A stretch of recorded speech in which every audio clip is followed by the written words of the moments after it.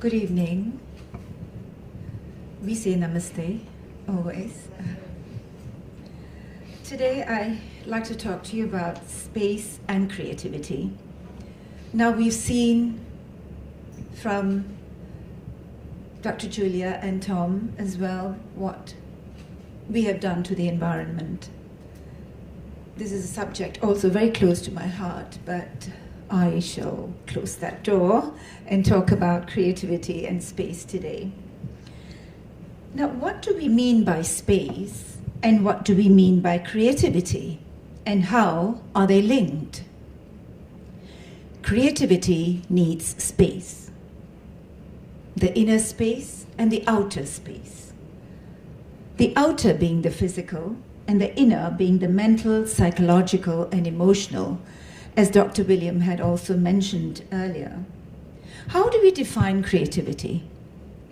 To put it very simply, creativity is the use of imagination or original ideas to create something new and something valuable, whether tangible or intangible. And creativity is extremely important for many professions, not to mention that it's important for all our lives, in small ways and big ways, regardless of what we do. Without creativity, of course, we couldn't have breakthroughs and new findings, etc.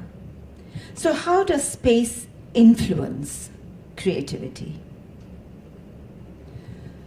What I share with you will be based on my experience as a performing artist, as a filmmaker and a photographer, and as a human being. If we look at history, it tells us that we are the only surviving human species on the planet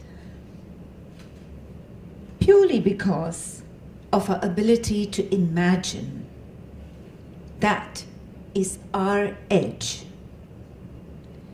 Homo sapiens could believe in something that actually did not exist because of this gift of imagination. Einstein said, logic will give you or will get you from A to B, but it is imagination that will take you everywhere.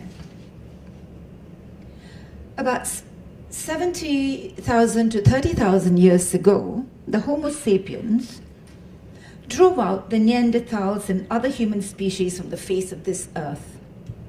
And they left Africa, went into Europe and East Asia, and even Australia. And that was a time when inventions start to happen, like they invented the boat, oil lamps, bow and arrow. They invented needles so that they could put together things to keep them warm. And the first object that can reliably be called art, the saddle lion. Lion head with a human body is one of the first indisputable examples of art and the ability of human mind to imagine things that do not exist. So one way we can support our imaginativeness is to preserve the mental space so necessary for ideas to germinate and grow. An empty mind is ready for anything. It is open to everything. If a glass is full, let's pour out some and make room for more. So how do we make space for imagination and ideas to craft an authentic, connected, and creative life? Carving out a physical space can be easy and can be simple too, but making mental space is something that is not that easy. For imagination to work, we need to declutter our minds and our environment. The clutter has the singular distinction of taking away the value from valuable things. So what is the ecosystem? We've been talking about Another kind of ecosystem. What is the ecosystem we need to give us a sense of well-being? Besides, of course, what Julia and Tony spoke about.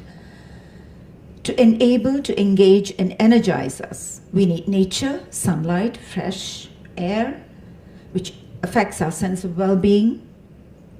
In fact, a view of nature would be good because research shows that patients recover much faster, and it lowers the mental fatigue and stress in office workers when there is even a window that gives you a view into nature. And social settings, it varies from person to person. Some people like hustle and bustle, some people like quietude.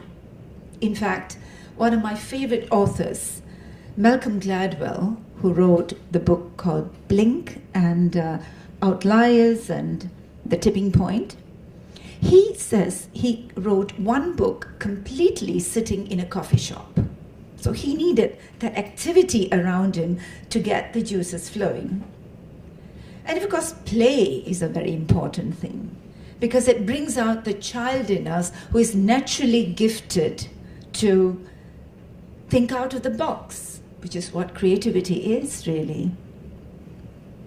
And the proverbial bath, where the original eureka moment happened. Water emits negative ions that are invisible healers and promote alpha brain waves, which facilitates lateral thinking, which is what we need in creativity to solve problems in novel ways. But when we think about conditions or environments for inspiration, do we ever think of an office?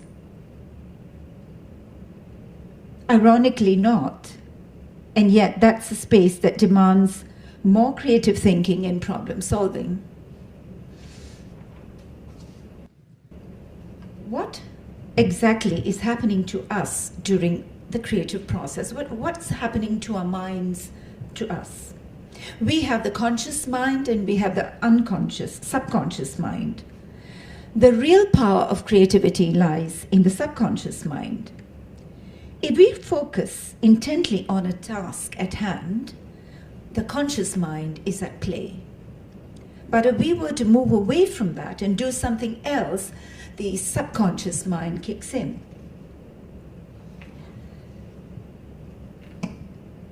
Everything is stored in our subconscious mind. Feelings, forgotten things, things we have not noticed, everything, nothing is ever lost. And the subconscious mind can then compute all this information and come up with the answers. Therefore, we should actually let our subconscious handle the imagination and creative parts of our work once we've fed it with the facts, with the data. Now I'd like to discuss with you something that I came across some time ago. The concept of Ma. I don't know if you heard of it. The concept of Ma is, in Japan, they use the word Ma for space, suggesting intervals that is between two. And I came across this when I was researching kabuki and no theater and Chinese opera for a documentary film more than 20 years ago. And ever since, it is something that has always been there in my mind for my work as a dancer and a filmmaker. Ma is said to take place in the imagination of the human being. We come back to imagination and how important that is. I give you an example. In Japan, children are taught to bow from very early in their lives. So they are told to and hold it there before they come up. That holding, that pause, adds value, adds meaning to that bow, as opposed to, right? As a dancer, I know it only too well. To give you a simple example, let's say, heroine, opens the door and sees her lover standing there. She looks around and she says, "Come in." So she paused before she said that. If she hadn't paused, it will look like this.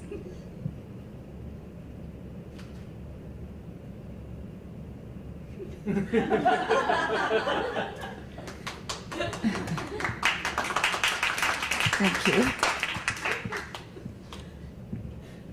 For painters or photographers, the pause, the ma, is negative space.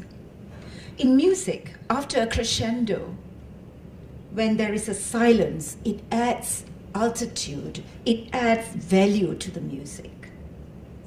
If there is no valley, how do we measure, that's a small meow, measure the height of the mountain? So too in cinema, if you have non-stop action with no breathing space, after a while it numbs your senses. But if there is a pause, then the tension building in the film can grow into a wider dimension.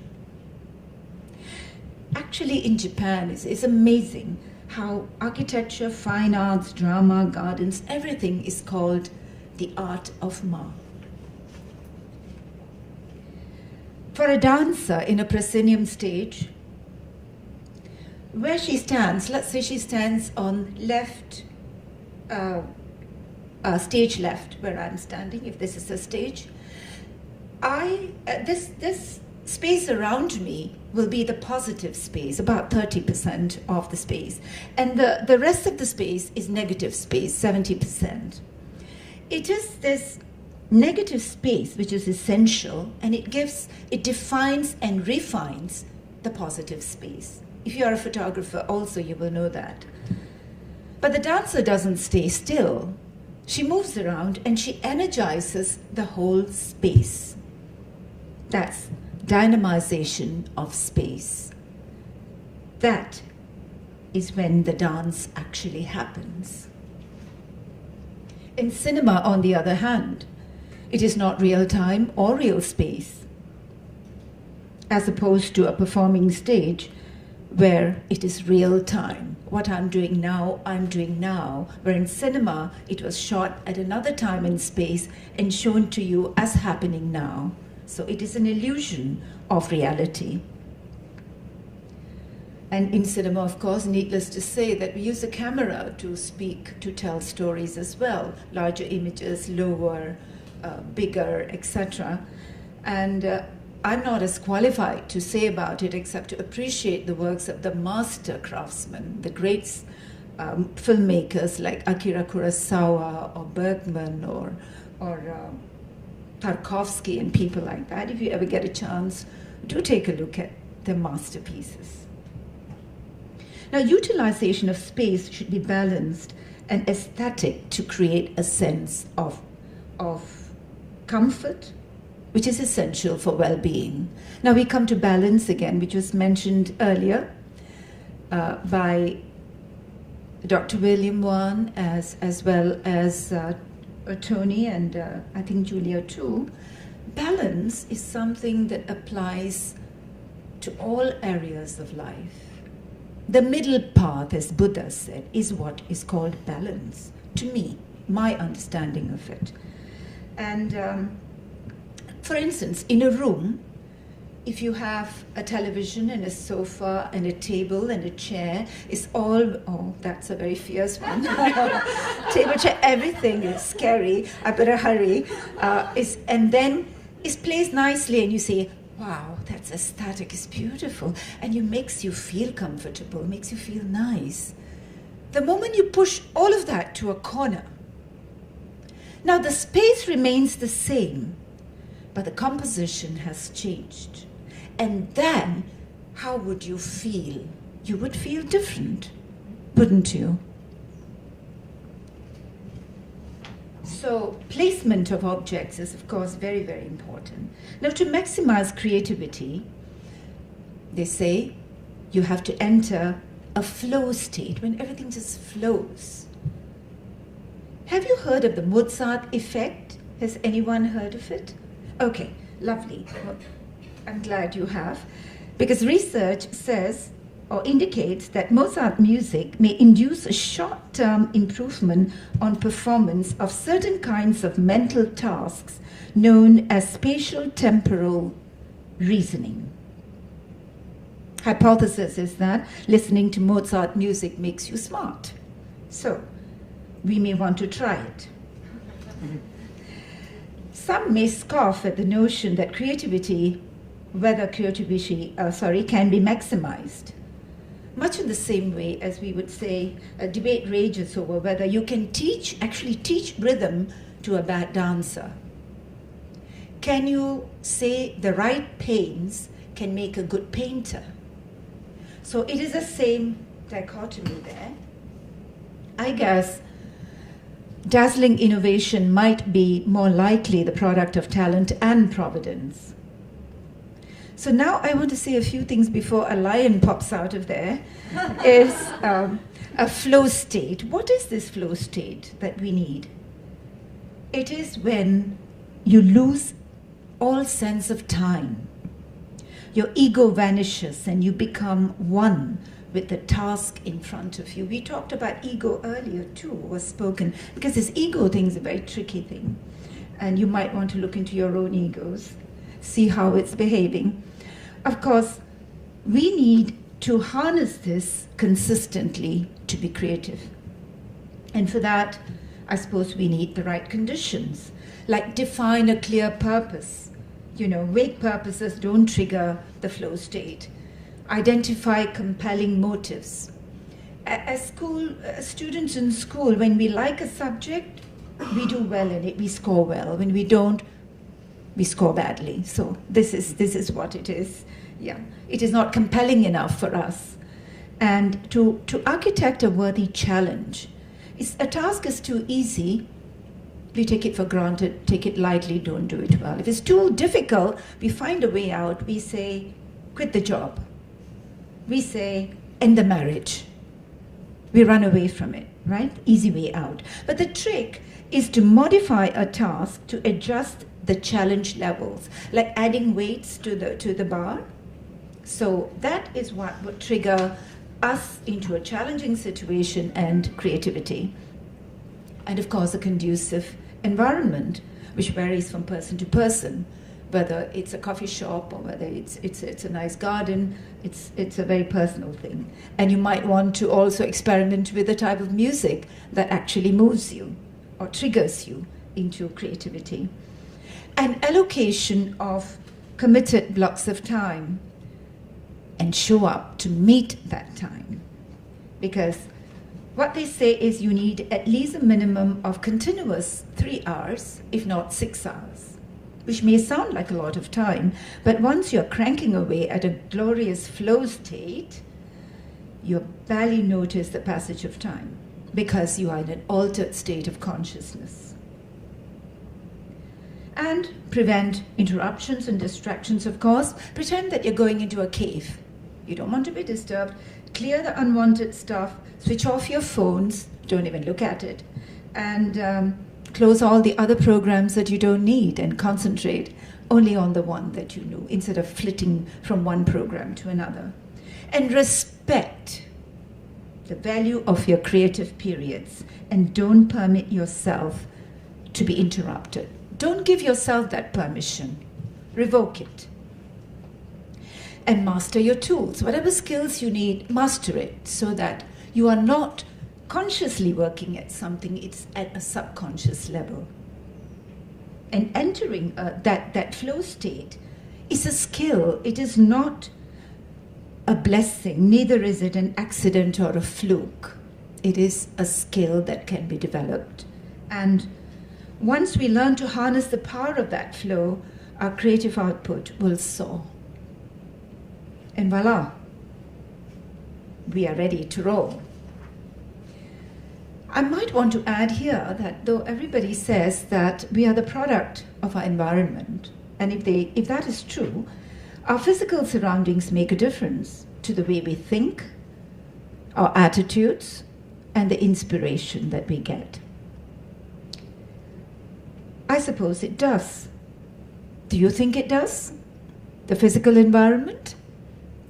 I think it does affect us mentally. So we need space, basically, in a space-starved situations that we very often find ourselves. We need space, and lots of it. Bigger the better. Space that allows for freedom and collaboration.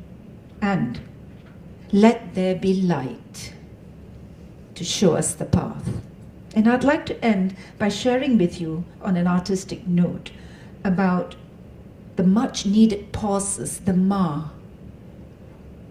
And I quote Isaac Stern, the famous violinist and conductor, who said, for music, that little bit between two notes, silences that give it form. On that, I thank you. Thank you.